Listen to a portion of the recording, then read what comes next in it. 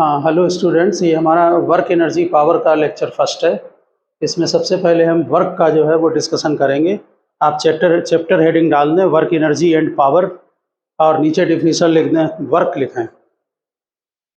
देखिए, जो वर्क की बेसिक डिफिनीशन होती है उसमें हम जब डिफाइन करते हैं तो जैसे ये कोई पाथ है, हम किसी पार्टिकल को, बॉडी को पाथ 1 से 2 मूव कर रहे हैं। स्टार्टिंग पॉइंट 1 है, फाइनल पॉइंट 2 है। इसमें अगर किसी पर्टिकुलर पॉइंट पर ये फोर्स F लग रहा है और यहाँ पर जो डिस्प्लेसमेंट है dr वो अलोंग द पाथ 1 एंड 2 है और बीच में एंगल थीटा है, ठीक। तो हम फोर्स जरूरी नहीं पाथ के अलोंग हो, फोर्स किसी और डायरेक्शन में भी हो सकता पाथ के। तो जो हम एलिमेंट्री वर्क डन डिफाइन करते हैं स्मॉल पाथ dr के लिए, उसमें फोर्स का कंपोनेंट लेते हैं dr के डायरेक्शन में, यानी कि इनका डॉट प्रोडक्ट होता है। तो डायग्राम बनाकर पहले आप डिफिनीशन नोट करें।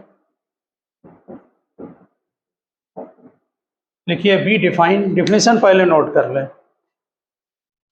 लिखिए the action of force over the displacement dr, the action of force over the displacement dr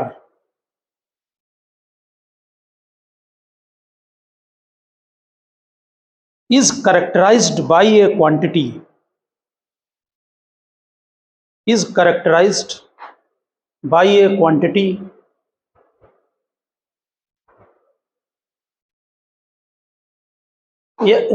scalar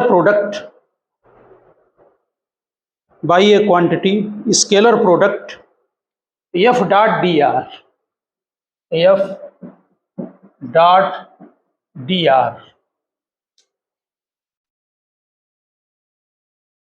and is called elementary work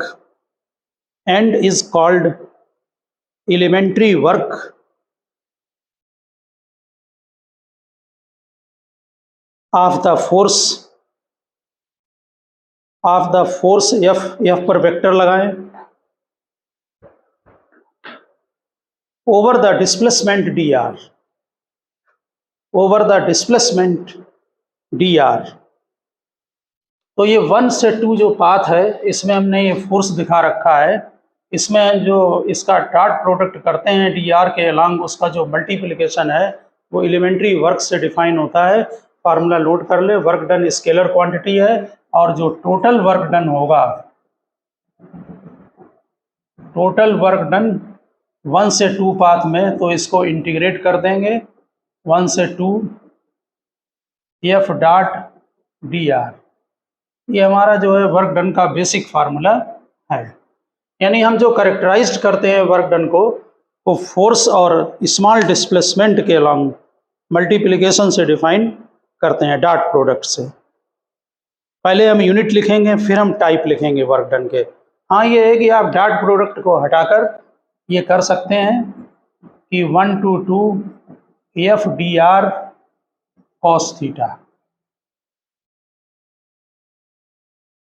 dot product में आपको मालूम है कि cos थीटा होता है, इसलिए आप इसको करेक्टराइज कर सकते हैं। लिखिए SI यूनिट डाल दें अलग से हेडिंग। यूनिट आपको वर्क डन की मालूम भी है, SI में जूल है, CGS में अर्ज है।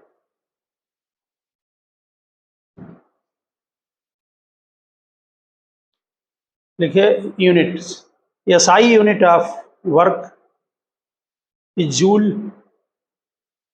and CGS unit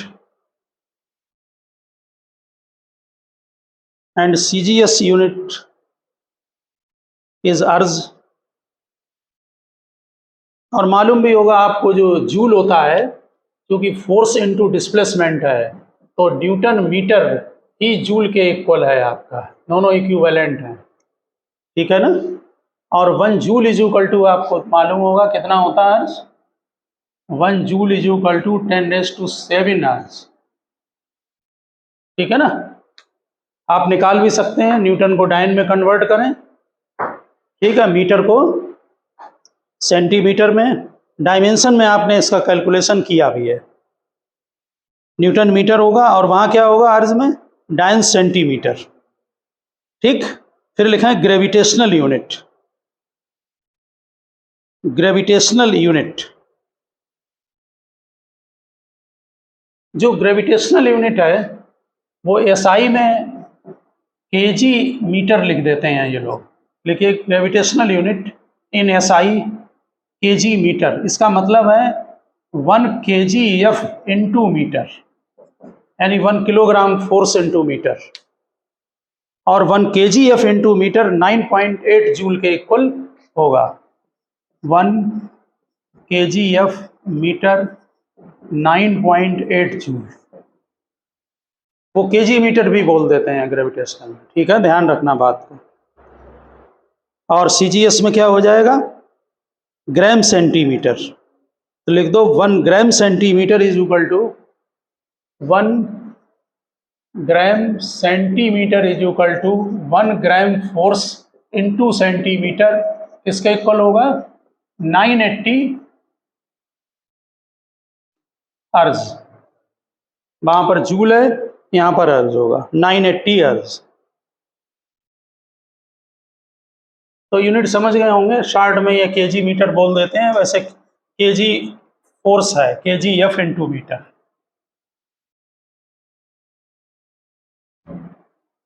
तो जो हमने ये फार्मूला पढ़ा है फोर्स, इसका वर्क डन का, ये बहुत बेसिक फार्मूला है।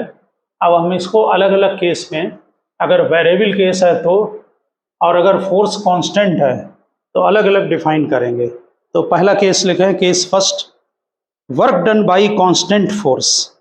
Work done by constant force. तो जो वर्क डन का आपने डेफिनेशन पढ़ी है, work done by constant force, formula है F dot D R.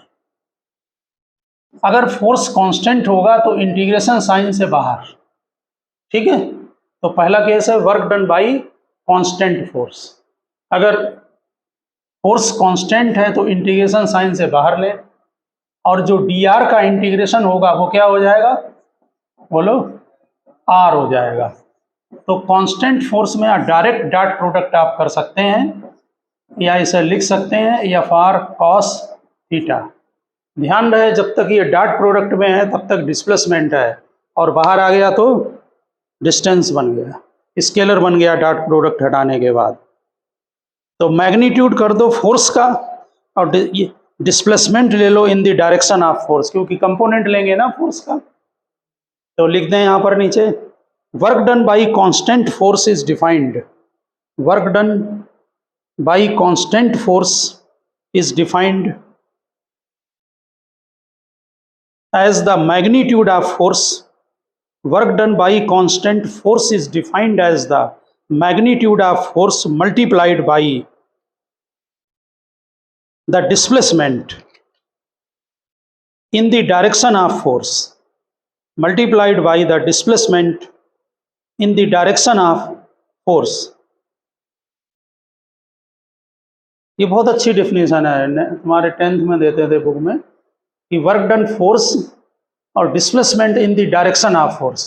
Naturally अगर फोर्स डिस्प्लेसमेंट के अलॉन्ग नहीं होगा तो हम फोर्स का क्या करते हैं, कंपोनेंट ले लेते हैं। ठीक, ऐसा केस आप देखते होंगे कि जैसे ये ब्लॉक रखा हुआ है और मास एम का, आपने मान लीजिए इधर फोर्स एफ लगा दिया और डिस्प्लेसमेंट इसका अलॉन्ग इधर हो रहा है, आर ले रहे हैं सेंटर टू सेंटर। तो फोर्स का यहाँ पर कंपोनेंट ले लें एफ कॉस थीटा, तो वर्क डन जो है वो F cos theta into R, यानी जिस डायरेक्शन में डिस्प्लेसमेंट हो रहा है उसी डायरेक्शन में फोर्स का क्या निकालें, कंपोनेंट निकाल लें, और सीधे उसको मल्टीप्लाई कर दें तो वर्क डन आ जाएगा। डिस्प्लेसमेंट का भी कंपोनेंट ले सकते हैं, एक ही बात है फोर्स के अलॉन्ग। आपका जो वर्क डन होगा वो थीटा पर डिपेंड करेगा। नेचुरल है कि वेक्टर क्वांटिटी में जो थीटा है वो 0 से 180 वेरी करता है। तो फर्स्ट क्वाड्रेंट में work done positive, second quadrant में वर्क डन नेगेटिव। तो 0 जो है आपका ले सकते हैं cos 0 less than equal to और लेस देन 90, इसमें वर्क डन पॉजिटिव होगा। आगे चल के हम लोग एग्जाम्पल देखेंगे, इसमें वर्क डन पॉजिटिव होगा, या लिख दें सीधे पॉजिटिव वर्क डन। ठीक, अगर थीटा 90 है तो वर्क डन कितना हो जाएगा? 0। 3 यहाँ पर बनेंगे केस। ठीक, और तीसरा केस होगा 90 less than theta less than or equal to 180। इस केस में work done negative, negative work done third case में। ठीक है, बिल्कुल। तो एग्जाम्पल भी आगे नोट करेंगे हम लोग पॉजिटिव, नेगेटिव और इनके वर्क डन के।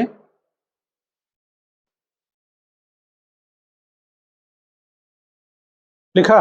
एक और पॉइंट नोट कर दें, फिर हम एग्जाम्पल पर आते हैं। अभी सभी ये कांस्टेंट फोर्स पर हैं।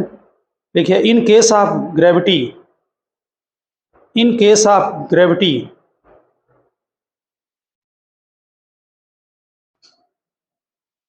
Work done will be equal, हालांकि कंजर्वेटिव में आगे प्रूव भी करेंगे, in case of gravity work done will be equal if the body is directly lifted, if the body is directly lifted up,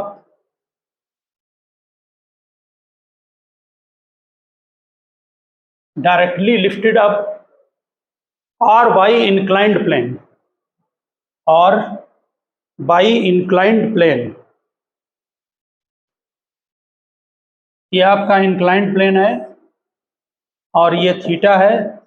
चाहे आप inclined plane से ऐसे lifted up करें और चाहे ब्लॉक को आप डायरेक्ट ऊपर ले जाएं, ये एच हाइट ले लो, ये लेंथ एल ले लो और ये थीटा एंगल, तो डायरेक्ट अगर लिफ्टेड करते हैं तो वर्क डन कितना होगा? देखिए, वर्क डन बाई हम एक्सटर्नल निकाल रहे हैं और कांस्टेंट वेलोसिटी से जाएगा, तो इसमें अगर आप डायरेक्ट लिफ्टेड करेंगे तो mg फोर्स लगेगा डाउनवर्ड, आपको अपवर्ड फोर्स mg लगाना पड़ेगा। ठीक है ना? तो फर्स्ट केस में जब डायरेक्ट लिफ्टेड करेंगे, direct lifted, then work done हो जाए mgh होगा, mg लगेगा अपवर्ड, डिस्प्लेसमेंट भी अपवर्ड। ठीक है ना? थीटा 0 है। और अगर इंक्लाइंड प्लेन से ले जाते हैं,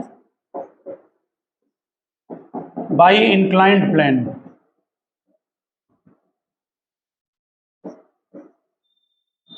अगर इंक्लाइंड प्लेन से ले जाएंगे तो यहाँ पर mg का कंपोनेंट लगाना पड़ेगा। ये डायरेक्ट mg डाउनवर्ड लग रहा है, इस तरफ लगेगा mg साइन थीटा। आप कितना फोर्स लगाएंगे अपवर्ड? mg sine theta. तो इंक्लाइंड प्लेन से जो फोर्स आप अपवर्ड लगाएंगे वो mg साइन थीटा चलेगा कांस्टेंट वेलोसिटी से, ध्यान रखना ऊपर की तरफ, ये भी ऊपर की तरफ कांस्टेंट वेलोसिटी से, एक्सीलरेटेड नहीं है। जितना फोर्स डाउनवर्ड लग रहा है इतना ही अपवर्ड लगाएंगे। तो ऐसे में work done mg sine theta और लेंथ l, साइन थीटा की वैल्यू डाल दें तो साइन थीटा होगा h over l, mg h over l, l cancel हो गया और आपका वर्क डन आ गया mgh।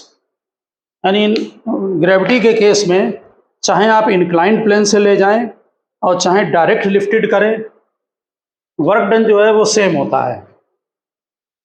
इसमें लेकिन एक पॉइंट पढ़ा होगा आपने 10th में, सीधे ले जाने में मैकेनिकल एडवांटेज है, क्योंकि जब सीधे ले जाओगे तो फोर्स कितना लगाओगे? इसमें है मैकेनिकल एडवांटेज, सीधे ले जाने में कि इंक्लाइंड में? बोलो। नहीं, इंक्लाइंड में, इंक्लाइंड में फोर्स कम लगेगा। कितना लगेगा? mg sine theta. अच्छा अच्छा अच्छा अच्छा अच्छा, हाँ इंक्लाइंड में, ठीक है ना? हाँ, तो लिख दीजिए, but force applied in inclined plane, but force applied in inclined plane is equal to mg sine theta. जो इंक्लाइंड प्लेन पर आप फोर्स लगा रहे हैं वो mg साइन थीटा है, but force applied in inclined plane is equal to mg sine theta. Hence there is a mechanical advantage, hence there is a, ये note कर लिया इधर, Hence there is a mechanical advantage.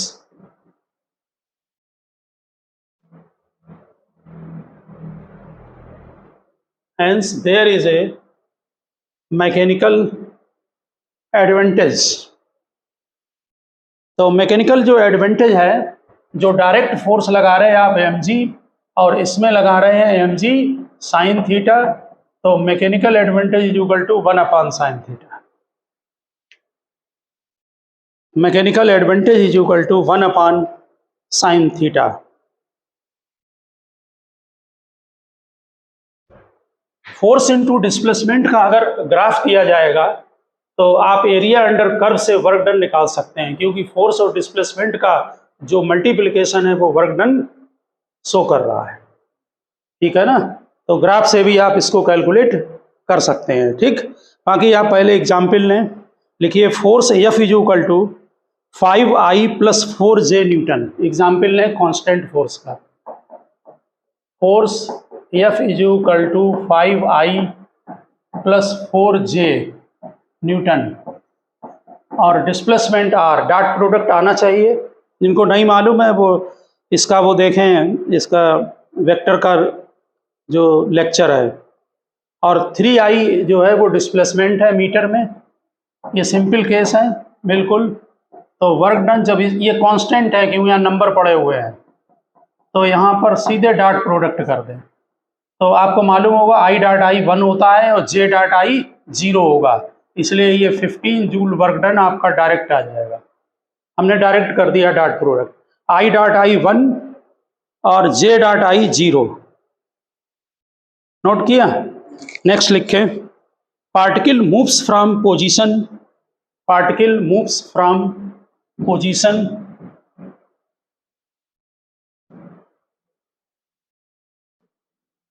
कभी कभी vector ना देके coordinate में भी दे सकते हैं. Particle moves from position 2,4 to 6,2. Position है इसकी 2,4 टू 6,2. लिखिए under the action of force. Under the action of force 4I - 3J. Under the action of force 4I - 3J. तो जो R1 वेक्टर है वो कितना है 2I + 4J. अगर तीसरा दिया हो तो K लगा देना. 2,4. R2 वेक्टर 6I + 2J और फोर्स आपका गिवन है. तो वर्क डन करते समय ध्यान रखना कि जब डॉट प्रोडक्ट लें तो R2 - R1 यानी कि final position minus initial position. आपका फोर्स है 4I - 3J और R2 में से R1 को माइनस कर लें यानी कि 6I + 2J - 2I - 4J. ये 4I - 3J dot 4I - 2J. अब I का I के साथ डॉट प्रोडक्ट 4 4 जा 16 और 3 2 जा 6. ठीक है. तो 22 जूल. चेक करें 22 जूल. तो कोऑर्डिनेट से दे सकते हैं और डायरेक्ट जो है वो वेक्टर से भी दे सकते हैं. R1 R2 सिंपल क्वेश्चन होते हैं बिल्कुल वर्क डन के. बस ये ध्यान रखना कि final position vector minus initial position vector. ठीक है ना.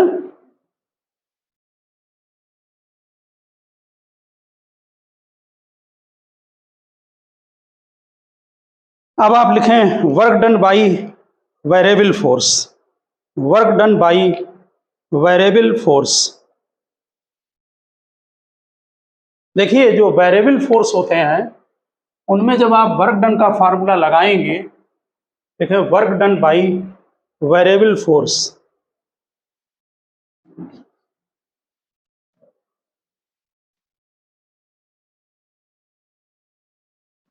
धीरे धीरे क्वेश्चन टिपिकल होते जाते हैं। इसके लिए जो आप फार्मूला यूज़ करें वेरिएबल फोर्स में, नेचुरल है कि अब ये कांस्टेंट नहीं है तो इंटीग्रेशन साइन से बाहर नहीं आएगा। वेरिएबल फोर्स जब लेंगे तो आप उसके यहाँ पर तीनों कंपोनेंट अलग अलग कर लें, एफ एक्स आई, एफ वाई जे और एफ जेड के। वेरिएबल में दिए होंगे कि किस पर डिपेंड कर रहा है वो। इसमें डॉट प्रोडक्ट डी आर के भी कंपोनेंट कर लें, डी एक्स आई, डी वाई जे और डी जेड के, और इनको डॉट प्रोडक्ट करके एफ एक्स का डी एक्स के साथ मल्टीप्लिकेशन, क्योंकि और सब जीरो होंगे, I dot J, I dot K वगैरह, plus F Y D Y plus F Z D Z, इनको आपस में मल्टीप्लाई कर लें, एफ एक्स डी एक्स, और इनको ये डी आर को डी एक्स आई, डी वाई जे, डी जेड के करें, ठीक। और एफ को तीनों कंपोनेंट अलग कर लेना, ठीक। एफ एक्स को डी एक्स के साथ, और अदर में जीरो हो जाएगा, I dot J, I dot के जीरो हो जाएगा। अब इनको आप पेपर में सेपरेट कर लेना, एफ एक्स डी एक्स अलग, F Y D Y separate करें, और एफ जेड डी जेड अलग। इनकी लिमिट लगा देना, x1 से x2, y1 से y2 और z1 से z2, और ये आपको फार्मूला वर्क डन दे देगा। अभी हम लोग एग्जाम्पल देखेंगे। अगर कोई अदर कंपोनेंट नहीं है तो अच्छा है और सॉल्यूशन बनाना आसान होगा। जैसे अगर केवल x कंपोनेंट है तो केवल x कंपोनेंट ले लें, जो भी इंटीग्रेशन की वो कोऑर्डिनेट दिए हों उनको लास्ट में लगा दें, नेटवर्क डन आ जाएगा वेरिएबल फोर्स के लिए। तो यहाँ पर हम एक एग्जाम्पल लेते हैं, लिखिए, ए particle moves along the x axis, A particle moves along the x axis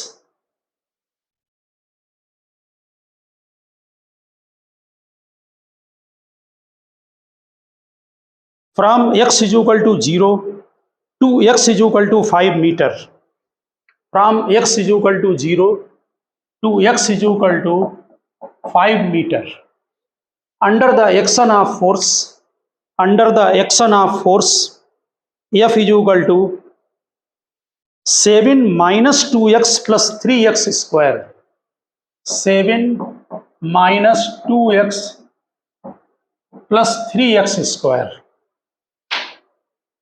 ठीक। x दिया हुआ, x कितना बताया, x 0 से x 5 मीटर तक, ठीक। और ये फोर्स दिया हुआ आपको, ये फोर्स वेरिएबल है x के साथ, ठीक है ना। तो अब इसमें क्योंकि अदर कंपोनेंट है नहीं, कौन सा कंपोनेंट है, केवल x, इसलिए वर्क डन करते समय केवल f dx की जरूरत है। लोअर लिमिट 0 to 5, यहाँ लोअर यहाँ upper, initial position to final position. इसमें आप f की वैल्यू पुटअप कर दें, 7 minus 2x plus 3x square dx,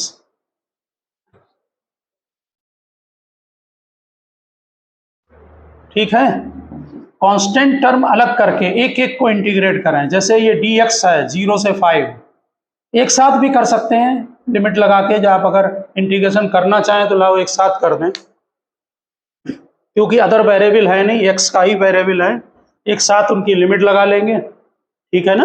बताओ जरा इंटीग्रेशन कितना होगा, वेल बोलिए, 7 dx का इंटीग्रेशन x, ठीक, माइनस 2 x का x स्क्वायर बाई 2, एक पावर इंक्रीज की और उसको डिवाइड किया, प्लस 3 x पर पावर 2 है, इस पर एक इंक्रीज कीजिए और उसको डिवाइड कीजिए, नीचे लोअर लिमिट और अपर लिमिट, ये बन गया 7x minus x square plus x cube, lower limit upper limit. अब पहले अपर लिमिट की वैल्यू डाल दें और लोअर तो वैसे ही 0 है, तो 7 into 5 minus 5 square plus 5 cube, lower limit की जरूरत नहीं है डालने की क्योंकि सभी टर्म 0 हैं, ये आपका 120 आ रहा है 135 जूल, 135 जूल। ये टोटल 135 जूल। तो ये आसान था, इसमें आपको केवल एक्स कंपोनेंट दिया गया था और अदर कंपोनेंट यहाँ पर नहीं दिए गए थे। वेरिएबल केस के लिए ध्यान रखें कि सबसे सिंपल मेथड है आपके यहाँ कि एक्स कंपोनेंट अलग करें, उसमें लिमिट एक्स की लगा दें, वाई कंपोनेंट सेपरेट करें। नोट कर लिया ना? अब नेक्स्ट क्वेश्चन डालें। वेरिएबल में ही प्रॉब्लम आ सकती है, कांस्टेंट फोर्स में आपको डायरेक्ट डॉट प्रोडक्ट करना है, इसलिए वर्क डन में प्रॉब्लम नहीं आती है। लिखिए F is equal to 2x² I, force दिया हुआ है, force F equals twice x² I plus 3y² और प्लस z 3y²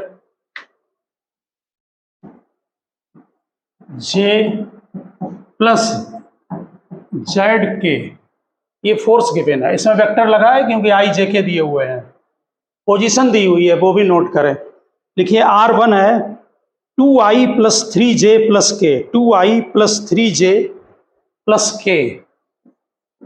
R1 है 2i plus 3j plus k और R2 वेक्टर गिवन है i plus j minus k, i unit vector j minus के। कोई भी चीज दिया हो, सॉल्यूशन का मेथड एक ही है। इसमें तीनों कंपोनेंट हैं और i के साथ ये x है, y के j है तो y कोऑर्डिनेट है और k है तो z कोऑर्डिनेट है। ठीक, तो इसमें जब करेंगे आप वर्क डन निकालेंगे तो सबसे अच्छा है कि fx dx लें बस। ठीक, प्लस fy कंपोनेंट निकालें और उसे dy ले लें वहां पर, फिर fz dz और लिमिट भी लगा देंगे हम x1 to x2, y1 से y2, z1 to z2। जरा बताएं कितना है x कंपोनेंट, बोलिए। fx कितना है 2x²। बेसिक की जरूरत नहीं है, नहीं तो फिर प्रोडक्ट करके फार्मूला यही आएगा dx। लिमिट बोलो x1 to x2। x1 कितना है यहाँ पर, R1 में x1 होगा 2, R2 में x2 होगा, तो कितना है 1 है, यानी लिमिट 2 to 1। समझ गए होंगे।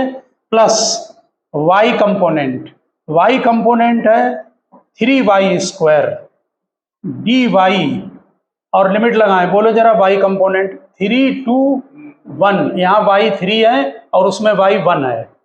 ठीक, और लास्ट में z कंपोनेंट, z कंपोनेंट में लोअर लिमिट 1 है यहाँ पर k और वहाँ माइनस k है, इसका मतलब -1 और यहाँ कोऑर्डिनेट z है dz।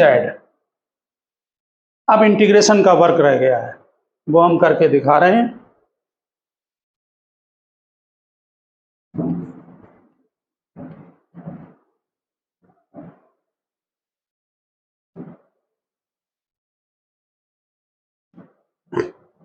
बहुत अच्छा मेथड है, एक्स और वाई और जेड कंपोनेंट को सेपरेट कीजिए और उसके बाद इंटीग्रेशन करें और उसमें लिमिट लगा दें। देखिए 2 इंटीग्रेशन साइन से बाहर x² का इंटीग्रेशन x⁻³ तो 3 हम बाहर कर रहे हैं, x³ अंदर लगाया 2 to 1। इसमें 3 इंटीग्रेशन साइन से बाहर y⁻2 है तो ये y⁻3 हो जाएगा और अपान 3 बाहर, यहाँ लोअर लिमिट और अपर लिमिट, प्लस z का z²/2 तो 1/2 बाहर लिख ले रहे हैं, z² अंदर 1 से -1। आप करे रहना कैलकुलेशन।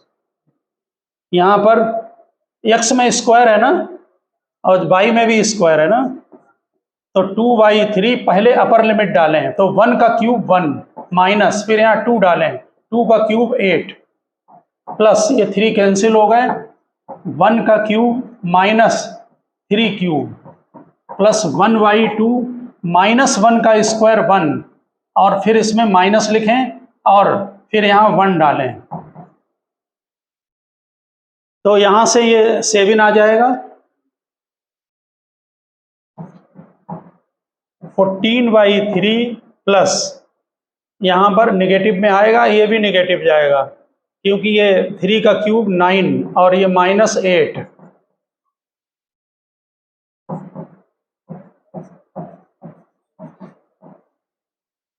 जरा चेक करो ठीक से कितना आ रहा है आपका।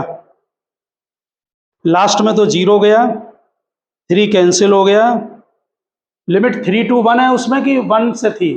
3 3 जा 27 और ये माइनस के 26 कितना आया?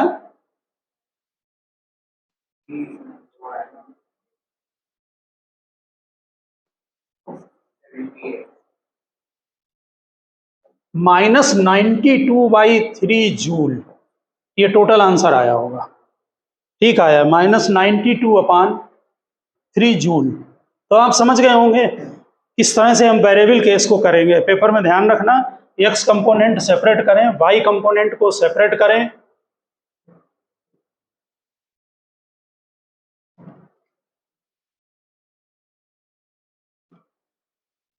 एक क्वेश्चन और हम इसमें छोटा सा डिस्कस करना चाहेंगे। लिखिए द रिलेशन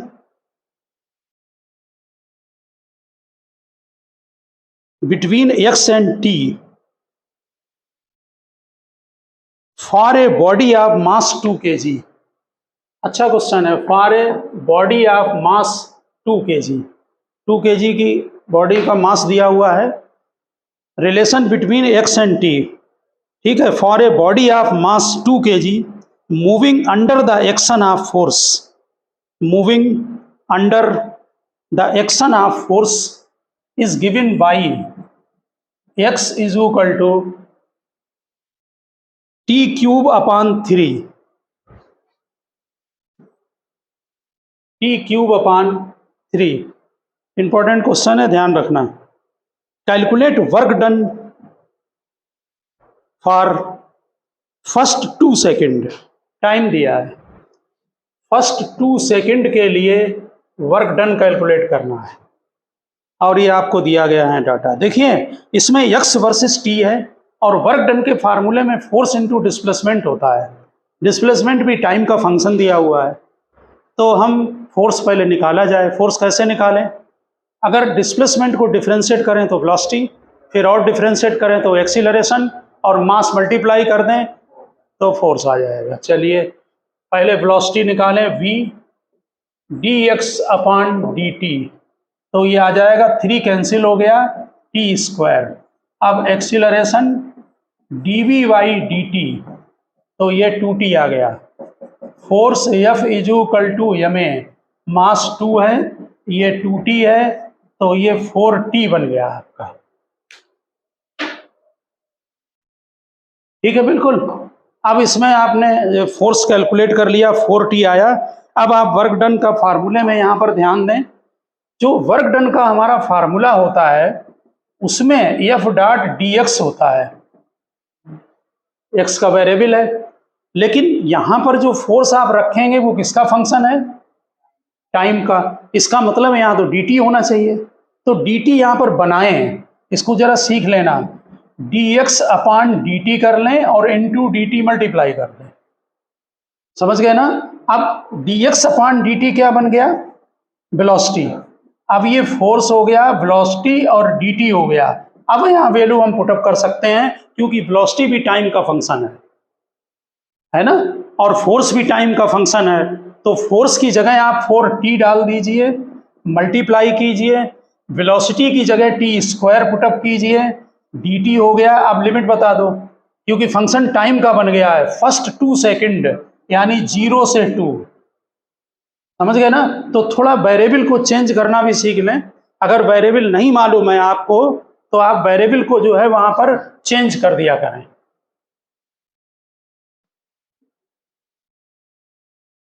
अब आप वर्क डन निकाल लें। ठीक, तो कितना आएगा वर्क डन? 4 इंटीग्रेशन साइन से बाहर ये T cube D T limit 0 to 2, ठीक है, टी क्यूब बना 4, ये टी पावर 4/4 हो जाएगा, पावर एक इंक्रीज होती है तो टी पावर 4 0 से 2, ये 4 आपके कैंसिल हो गए और 2 की यहाँ डाल दीजिए, 2 पावर 4 तो कितना हो गया 16 जूल। तो थोड़ा वेरिएबल केस का जो है वो आप ध्यान रखना, ठीक है ना, कि इंटीग्रेशन करके आप उसको निकाल सकें। दूसरा, यहाँ पर अगर कोई भी ग्राफ आपको फोर्स वर्सेस डिस्प्लेसमेंट का दिया हुआ है तो उसमें आप एरिया अंडर कर्व निकाल लें और एरिया अंडर कर्व निकाल कर उससे आप वर्क डन का कैलकुलेशन कर लेंगे। एक रैंडम ग्राफ ऐसे ही चूज कर ले रहे कोई, जैसे मान लीजिए ये आपको फोर्स वर्सेस डिस्प्लेसमेंट एक्स ले रहे हैं, ठीक। कोई भी ग्राफ आप बना लें, यहाँ पर ट्रायंगल बना ले रहे, ये एक यहाँ पर स्क्वायर बना लिया, आप निकाल देंगे यहाँ पर ये फोर्स 10 न्यूटन, ठीक।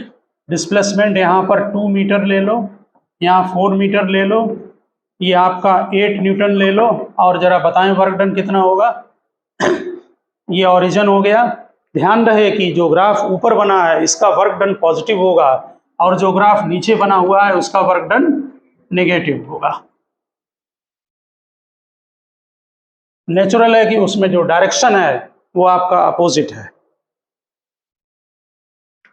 तो ऐसे में अगर वर्क डन पूछा जाए तो दोनों का एरिया निकाल लें, ओ ए बी सी डी ई, आप कैलकुलेट कर लें area of O A B minus area of B C D E, तो इसका area 1/2 base 2 into height 10 minus ये रेक्टेंगल बन गया, इसका 8 इंटू ये 2 2 4 है यानी कि 2, 10 माइनस 16 यानी कि -6 जूल। आ गई होगी बात समझ में। तो कोई भी ग्राफ आपको दिया हो, आप ग्राफ से जो है वो इजीली कैलकुलेशन कर सकते हैं।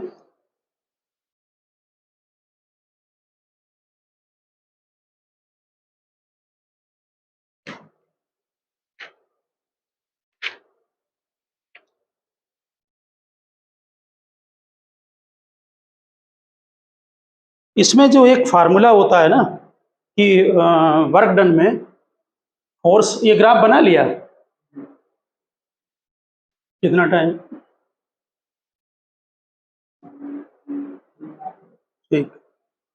देखिए एक बड़ा हम आपको इंटरेस्टिंग चीज बताएं, इसमें एक जो वर्क डन में एक जो फार्मूला आप यूज करते हैं जो कि बेसिक क्लास में भी यूज करते थे कि वर्क डन जो है वो force into displacement in the direction of force, ये बहुत काम का फार्मूला है। जरा यहाँ पर देखें, जैसे यहाँ एक जो है ये ओरिजिन दिया हुआ है, ये 4 मीटर की डिस्टेंस है, ये भी 4 मीटर डिस्टेंस है, 3 पाथ दिए हैं, एक दिया है आपका ए बी सी डायरेक्ट, ठीक। इसमें डायग्राम बनाए मेरे साथ, इसमें 4 न्यूटन का फोर्स लगा हुआ है, इस पाथ में 4 न्यूटन का फोर्स है। एक यहाँ पर फोर्स हॉरिजेंटल लगा रहे हैं बॉडी में, हॉरिजेंटल जो फोर्स लग रहा है ये भी 4 न्यूटन का है और एक टेंजेंशियल फोर्स लगा रहे हैं ऐसे करके, ये आर्क है और रेडियस इसकी 4 मीटर होगी। इसमें टेंजेंशियल फोर्स हर समय लग रहा है 4 न्यूटन का, और एक ये हॉरिजेंटल है, हॉरिजेंटल भी हो सकता है। देखिए जैसे ये रॉड है, ये रॉड, इसमें हम हॉरिजेंटल फोर्स ऐसे लगा के ऐसे मूवमेंट करा दिया इसी चीज में, ठीक। आप बात को समझ लेना, एक पार्टिकल को ए टू बी मूव कराते हैं, एक डायरेक्ट पाथ है ए सी और एक पाथ जो है वो ए डी सी है और दूसरा हॉरिजेंटल के थ्रू ले जाते हैं सी पर, ठीक है। एक टेंजेंशियल फोर्स लगाकर है, एक हॉरिजेंटल फोर्स लगाकर है और एक आपका जो है वो ट्रायंगल के अलोंग है ए बी सी पाथ में। तो जरा इन तीनों में वर्क डन, बहुत अच्छा फार्मूला है वर्क डन का, force into displacement in the direction of force. तो पहला हम फोर्स ले रहे हैं ए बी सी पाथ में। बहुत आसान है, ए बी सी में जरा बताएं कितना होगा। ये 4 मीटर, ये 4 मीटर, तो इधर डिस्प्लेसमेंट कितना हुआ 4√2 पार्टिकल का। ठीक, तो यहाँ पर सीधे फोर्स आपका 4 न्यूटन है और डिस्प्लेसमेंट है 4√2, तो 16√2 जूल। ठीक, दूसरा हम टेंजेंशियल ले जाएंगे, A D C tangential path. Important question है, ध्यान रखना। जरा बता सकते हैं टेंजेंशियल में फोर्स हमेशा इसके अलोंग है टेंजेंट के, तो डिस्प्लेसमेंट ये हुआ यहाँ तक, ये आर्क है 1/4, तो 2 पाई आर बाई 4, पूरा सरकमफ्रेंस 2 पाई आर होता है, सर्किल का आर्क है तो 2 पाई आर बाई 4। फोर्स कितना लगा 4 newton into 2 pi R upon 4, तो ये 4 कैंसिल हो गया, 2 पाई रेडियस 4 मीटर है तो 8 पाई न्यूटन, सॉरी जूल। ठीक, हमने यूनिट वेक्टर लगा दिया जूल। अब तीसरा पाथ हॉरिजेंटल, जरा बताएं कितना होगा। ये हॉरिजेंटल में वर्क डन, बहुत इंपॉर्टेंट क्वेश्चन है, ध्यान रखना, कॉम्पिटिटिव और इसके लिए भी। तो हॉरिजेंटल में इधर को फोर्स लगा रहे हैं, तो हॉरिजेंटल डिस्प्लेसमेंट कितना हुआ 4। ये बिल्कुल ऐसे ही है जैसे ये रॉड है, आप ऐसे फोर्स लगा दें हॉरिजेंटल और इसको सीधे कर दिया ऐसे, समझ गए ना। 3 पाथ अलग अलग दिए हैं, हमने पूरी थ्योरी नहीं लिखाई है। मूवमेंट जिसका जो है वो ए टू सी डायरेक्ट है, ओ से सी तक। तो तीसरे में वर्क डन 4 × 4 यानी कि 16 जूल। ठीक, तो बेसिक फार्मूला समझ गए होंगे, force into displacement in the direction of force. अगर ऐसा मिलता है तो डायरेक्ट मल्टीप्लाई करें और वर्क डन आपका कैलकुलेट हो जाएगा। ठीक है ना। तो ओके स्टूडेंट, डाउट हो तो आप कमेंट में डालना और हम नेक्स्ट लेक्चर में मिलते हैं, इसी को कंटिन्यू करेंगे वर्क डन को। ओके।